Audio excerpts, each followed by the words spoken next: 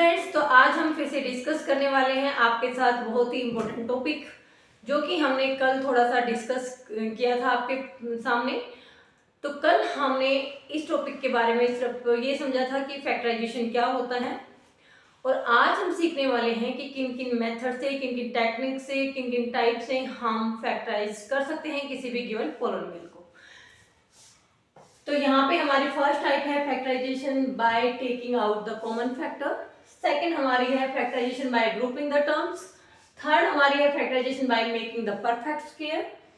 Fourth हमारी है factorization the difference of the square. And fifth हमारी है factorization of quadratic polynomial by splitting middle terms. देखो भाई, यहाँ पे जो आपकी फिफ्थ जो है वो मोस्ट इंपोर्टेंट मेथड होने वाली है, क्योंकि ये आपकी 9th और 10th दोनों ही क्लासेज में बहुत ज़्यादा जो है यूज होती है, और उसके साथ साथ जो भी आपके कॉम्पिटिटिव एग्जाम होते हैं उनमें भी ये बहुत ज़्यादा यूज होती है। लेकिन यहाँ पे हमने जस्ट आपको इंट्रोडक्शन दिया है कि कौन कौन सी टाइप्स होती हैं जिनसे हम फैक्टराइजेशन कर सकते हैं, और अब हम इनका डिटेल में डिस्कशन करने वाले हैं वन बाय वन। और हम यहाँ पे ये भी आपको समझाएंगे कि कैसे किस टाइप के क्वेश्चंस के ऊपर अप्लाई किया जाता है, और वहाँ पे हमें कैसे पता लगता है कि यहाँ पे हम फैक्टराइजेशन कौन सी मेथड से करेंगे। तो चलिए देख लेते हैं हमारे फर्स्ट टाइप के क्वेश्चंस को। तो जो हमारी फर्स्ट मेथड है वो क्या है, factorization by taking out the common factors. तो अब यहाँ पे ये है कि कैसे हम कॉमन फैक्टर्स को टेकिंग आउट करके फैक्टराइज कर सकते हैं किसी भी पॉलिनोमियल को। तो इसके कुछ क्वेश्चन देख लेते हैं, कुछ एग्जाम्पल देख लेते हैं, ताकि आपको बहुत अच्छे से जो आपकी फर्स्ट टाइप है वो क्लियर हो जाए। तो भाई, जब हमने डिटेल में डिस्कस किया था तो जो हमारी फर्स्ट मेथड थी वो थी factorization by taking out the common factors. तो यहाँ पे क्या करना है कि हमें फैक्टर करना है बाय टेकिंग आउट, यानी कि कुछ कॉमन लेके जो भी हमारे कॉमन फैक्टर है। तो उसके ऊपर हमारे ये कुछ क्वेश्चंस हैं जिनसे हम अच्छे से क्लियर कर पाएंगे कि कैसे हम इस मेथड के द्वारा फैक्टराइज कर सकते हैं किसी भी पॉलिनोमियल को। अब देखो भाई, जो आपका फर्स्ट पार्ट है यानी कि ए है हमारा 36a की cube b minus 60a square b c. तो यहाँ पे हम सबसे पहले इसको डिस्कस करने वाले हैं, और यहाँ पे हम अप्लाई करेंगे taking out the common factor, जो हमारी मेथड है उसको। तो हम लिखेंगे सॉल्यूशन जब हम करेंगे तो आपको लिखना है यहाँ पे बाय यूजिंग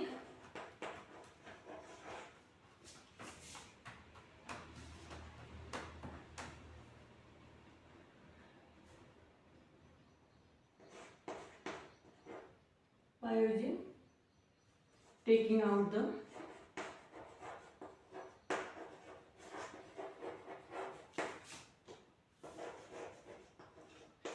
common factor। इस मेथड का हम यूज करने वाले हैं। तो यहाँ पे देखो भाई, हमारे पास दो टर्म है, एक हमारा है 36a की क्यूब b, और एक हमारा है 60a का स्क्वायर b c।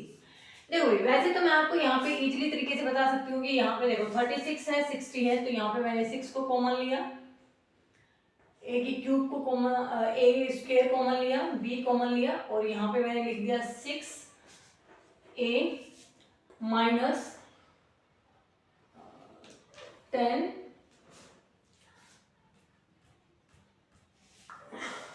और यहाँ पे हम लिख देंगे ए स्क्वायर हमने कॉमन लिया, बी यानी कि सी।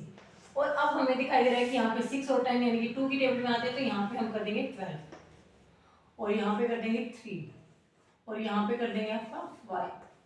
ठीक है, यानी कि 36a की क्यूब b माइनस 60a का स्क्वायर बी सी को हम लिख सकते हैं 12a स्क्वायर b इंटू में 3a माइनस 5c।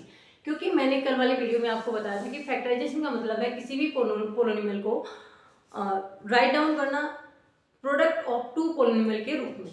तो यहाँ पे देखो भाई, ये आपके पास एक पॉलिनोमियल था, इसको हमने प्रोडक्ट के रूप में लिख दिया, यानी कि एक ये पॉलिनोमियल है, ये एक ये है। इन दोनों के अगर हम मल्टीप्लाई कर देते हैं तो हमारा जो भी गिवन पॉलिनोमियल था वो आ जाएगा।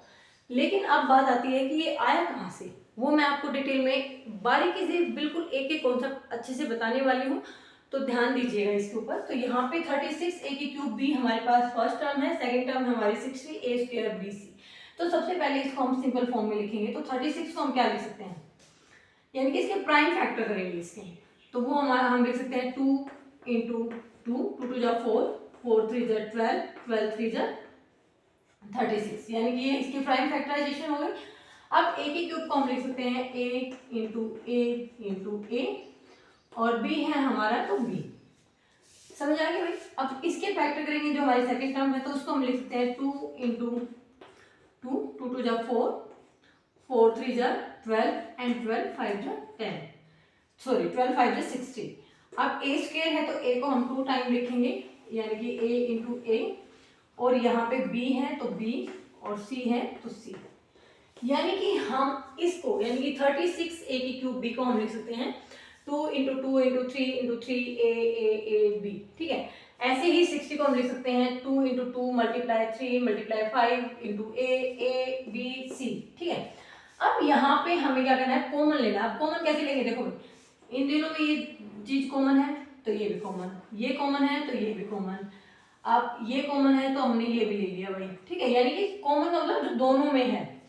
अब ए दोनों में है तो हमने ये भी ले लिया, अब ए दोनों में है तो हमने ये भी ले लिया, बी दोनों में है तो हमने ये भी ले लिया। ठीक है, यानी कि हमने क्या क्या ले लिया, एक तो हमने 2 ले लिया, फिर से एक और 2 था वो भी ले लिया, एक फिर 3 था वो भी ले लिया हमने, एक हमारे पास ए यानी कि एक हमारा ए था और एक ए था वो भी ले लिया, बी भी दोनों में था तो हमने बी भी ले लिया, और इक्वल टू में। अब आपको क्या करना है, अब यहाँ पे देखो फर्स्ट टर्म लिखी हुई है ना 36, इसका मतलब जो भी फर्स्ट टर्म में बच गया वो उसको देखो। एक तो हमारे पास ये बच गया यानी कि 3 बच गया, और क्या बचा हुआ भाई यहाँ पे ए बच गया, तो ए को हमने यहाँ पे लिख दिया। अब जो भी इन दोनों के बीच में साइन है वो साइन लगा दो, माइनस का साइन है तो माइनस का लगा दिया।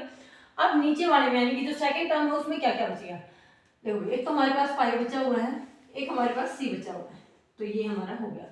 और इसको जब हम लिखेंगे यानी कि 2 2 जा 4, 4 3 जा 12, तो ये हमारा हो जाएगा 12, और ए की पावर यानी कि जब बेस सेम होते हैं तो पावर जुड़ जाती है, तो ये 1 है ये 1 है, तो ए और 1 प्लस 1 यानी कि ए की पावर हो गया 2, तो ए की 2 और प्लस बी, और इनटू में हमारा आ गया यहाँ पे 3a minus 5c। This is our answer. I hope आपको बहुत अच्छे से समझ में आ गया होगा कि कैसे हम फैक्टराइज कर सकते हैं bye taking out the common factors. यहाँ पे देखो भाई हमने कॉमन फैक्टर्स लिखे, उनको हमने टेकिंग आउट कर लिया यानी कि बाहर ले लिया, उसके बाद जो भी बचे उनको हमने सेम लिख दिया। ठीक है, अगर किसी भी बच्चे को अब भी अगर डाउट है इस मेथड में, इस क्वेश्चन में, तो आप मेरे को कमेंट सेक्शन में लिख सकते हैं। हम कोशिश करेंगे कि आपका डाउट 100% जो है वो सोल्व किया जाए। तो चलिए अब देख लेते हैं अपने सेकंड क्वेश्चन को, यानी कि जो हमारा फर्स्ट टाइप है उसका जो सेकंड क्वेश्चन है उसके अंदर कैसे अप्लाई किया जाएगा इस मेथड को। देखो भाई जो हमारा बी पार्ट है उसको सोल्व करेंगे, बी पार्ट को। तो बी पार्ट में हमारे पास गिवन है 2x का स्क्वायर, यानी कि क्या क्या टर्म गिवन है हमारे पास, 2x square Y Z minus 4x Y का square Z plus 6x Y Z square. जैसा कि मैंने फर्स्ट में आपको बहुत डिटेल में डिस्कस किया, अब हम इसको शॉर्टकट से करेंगे। देखो भाई यहाँ पे हमें क्या क्या कॉमन दिखाई दे रहा है, यहाँ पे ये 2 है, ये 4 है, ये 6 है। अब हमें पता लग रहा है कि 4 में भी 2 आता है, 6 में भी 2 आता है, यानी कि 4 को हम लिख सकते हैं 2 मल्टीप्लाई 2 एंड 6 को लिख सकते हैं 2 मल्टीप्लाई 3। तो दोनों में देखो भाई यहाँ भी 2 है, यहाँ भी 2 है, यहाँ भी 2 है, तो हमने 2 को कॉमन ले लिया।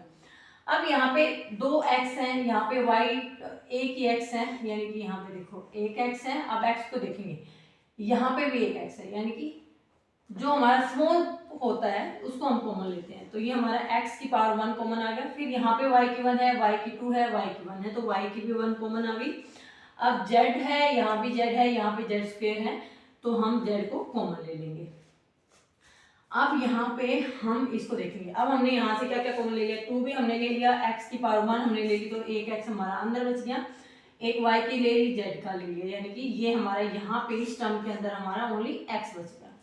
अब माइनस, अब यहाँ पे हमने देखो 4 था ना, 4 को हम लिख सकते हैं 2 इंटू 2, 2 का एक 2 हमने बाहर ले लिया, तो यहाँ पे एक 2 बच गया, x की 1 बाहर है, y की 1 बाहर है, तो एक y बच गया, और z हमारे पास बाहर ही है। अब प्लस ये यहाँ पे 2 हमने कॉमन ले लिया, तो यहाँ पे बच गया हमारा 3, उसके बाद x की 1 कॉमन है, y की 1 कॉमन है, z की पावर 2 है, तो ये हमारे पास बच गया 3z। तो इसको हम लिख सकते हैं, यानी कि जो हमारा ये वाला क्वेश्चन है इसके फैक्टराइज करेंगे तो वो हमारे हो जाएंगे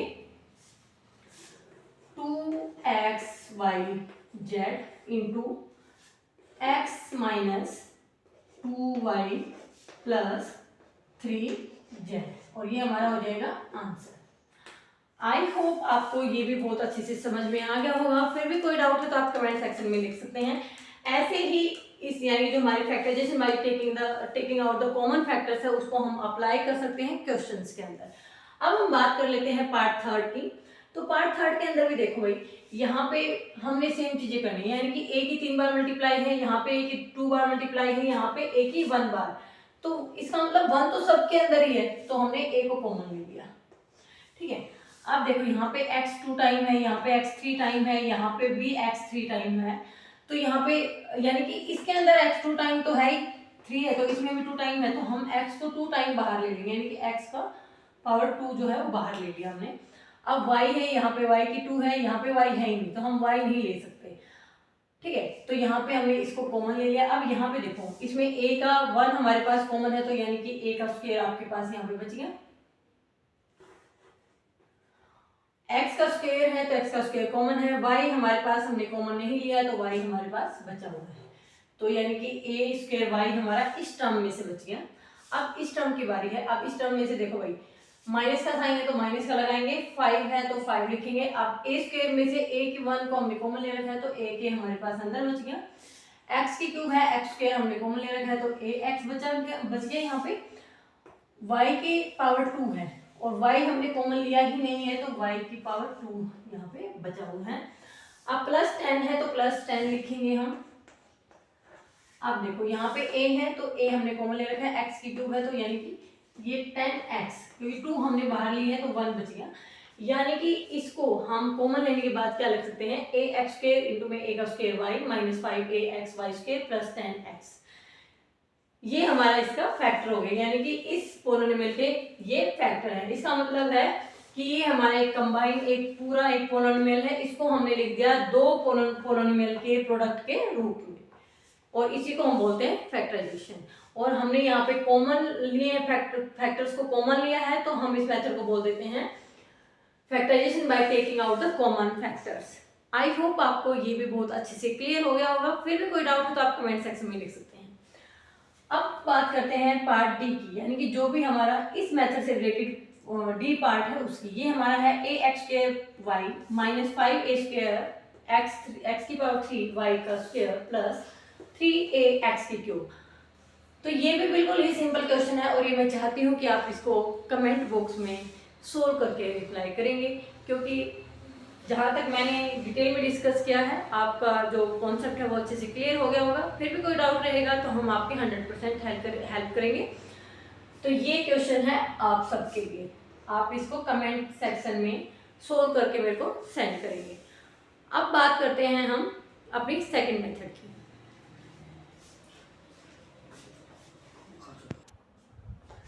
तो अब हम डिस्कस करेंगे जो हमारी सेकंड टाइप है, यानी कि factorization by grouping the terms, यानी कि टर्म्स को की ग्रुपिंग करके हम कैसे फैक्टराइज कर सकते हैं किसी भी पोलिनोमियल को। ये हमारी सेकंड टाइप है। तो ये कुछ इंपॉर्टेंट क्वेश्चन आपके लिए हैं जिनमें हम आपको अप्लाई करके दिखाएंगे कि कैसे हम ग्रुपिंग करके टर्म्स का फैक्टराइज कर सकते हैं। तो देखिए यहाँ पे हम फर्स्ट पार्ट यानी कि जो ए पार्ट है उसका सॉल्यूशन करेंगे। तो यहाँ पे ए पार्ट आप देखो भाई, यहाँ पे रहता है 6ab minus b square plus 12ac and minus 2bc। अब देखो भाई, अब हम ग्रुपिंग का मतलब है ना कि हम इनको अलग अलग कैटेगरी में बांटनी है, यानी कि इसको हम देखो दो मेथड से कर सकते हैं।